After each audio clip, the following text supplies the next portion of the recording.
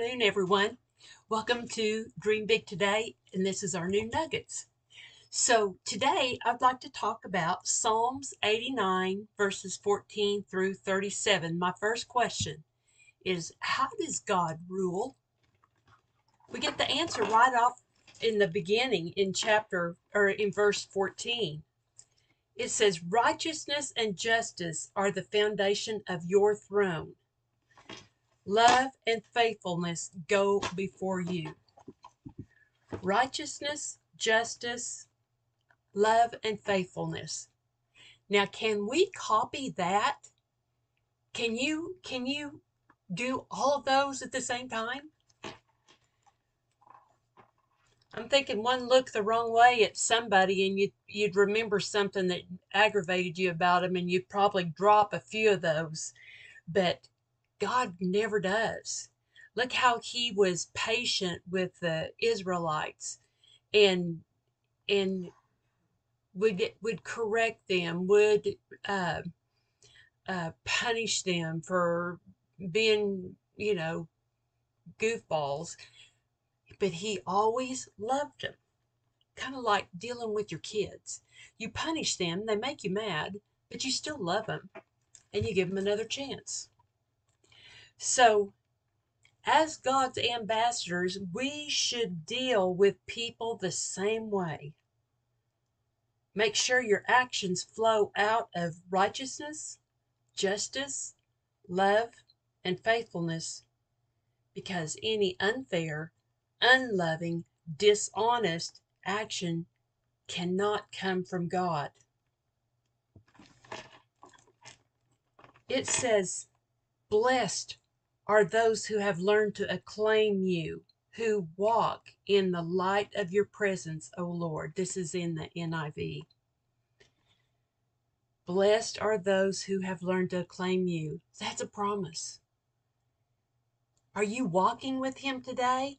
In the New Living Translation, it says, "Happy are those who hear the joyful call to worship, for they will walk in the light of your presence." That's in his fellowship. Verse 16, "They rejoice all day long in your wonderful reputation. They exult in your righteousness." When's the last time you've rejoiced all day long? Even even if things are kind of hard, even if you've hit that bump in the road and it's not comfortable, the best thing to do is to rejoice because he's with you through it. He didn't leave you alone. Step back. He's guiding you throughout this time. You are their righteous strength. It pleases you to make us strong. Now, if we see another translation, it says that he is our horn. And then on down in verse 24, it also talks about his horn, and that is the strength. That means strong one. So no matter what is the day is looking like right now, he is your strength. You can't do it on your own, no matter what it is. You depend on him. Verse 18. This is just full of promises for us. Yes, our protection comes from the Lord, our protection.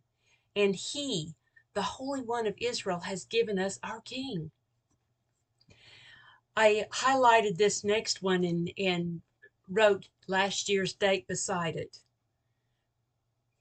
"Long ago you spoke in a vision to your faithful people. You said, 'I have raised up a warrior. I have selected him from common people to be king.'" This little section is God's help to the king. But who do you suppose? Let's take this to right now. He's raised you up to be a warrior. Are you filling those shoes? You are to stand out from the crowd. Can you do that today? Have you got your sword, your belt of truth, your breastplate of righteousness, your helmet of salvation, and shoes of peace? I have found my servant David. I have anointed him with my holy oil. I will steady him with my hand. With my powerful arm, I will make him strong. See, he'll do that for us too. He will steady us when it just doesn't look like we'll ever get through the day. His powerful arm will come along and move things out of the way for you. Verse 24, my faithfulness and unfailing love will be with him, and by my authority he will grow in power. This is talking about the king, but you know what? He's talking about us also. And then more blessings for the king. Look at verse 25. I've circled all of the I wills. I will extend his rule over the sea, and he will call out to me. Whenever he does something for us, we should be giving him all of the glory. We will call out to him, the rock of my salvation. Verse 27, I will make him my firstborn son, the mightiest king on earth. 28, I will love him and be kind to him forever. And my covenant with him will never end. It's a promise. It's a promise for us. Verse 29, I will preserve an heir for him, and his throne will be as endless as the days of heaven. Look at all of this stuff that happened from Genesis 1:1 clear down through the end of Revelation. God had his chosen one. God had the thread that went right through the word for Jesus to be the king.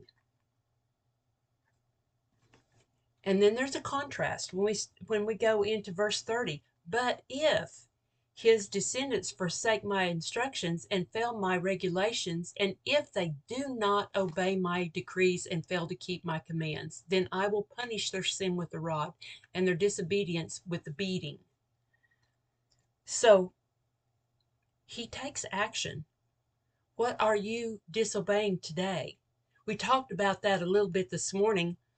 Are you grumbling, complaining? Are you worrying? Are you stressing everybody out with what you're doing? Whenever you do that, then you're just spreading ill will around everybody. He's saying, keep my decrees. Go back and read what all of that amounts to. Then verse 33, I will never stop loving him, nor fail to keep my promise to him, nor will I break my covenant. I will not take back a single word I said. Let me go to my other Bible for my good note on that. In the light of Israel's continual disobedience throughout history, this is an amazing promise. God promised David's descendants would always sit on the throne, but that if the people disobeyed, they would be punished. Yet even through their disobedience punishment, God would never break faith with them. Israel did not obey. Evil ran rampant. The nation was divided. Sound familiar? Exile came, but through it all, a remnant of God's people remained faithful. Centuries later, the Messiah arrived, the eternal King from David's line, just as God promised. So know this today, without a doubt. You can write this in stone. All that God promises, he fulfills.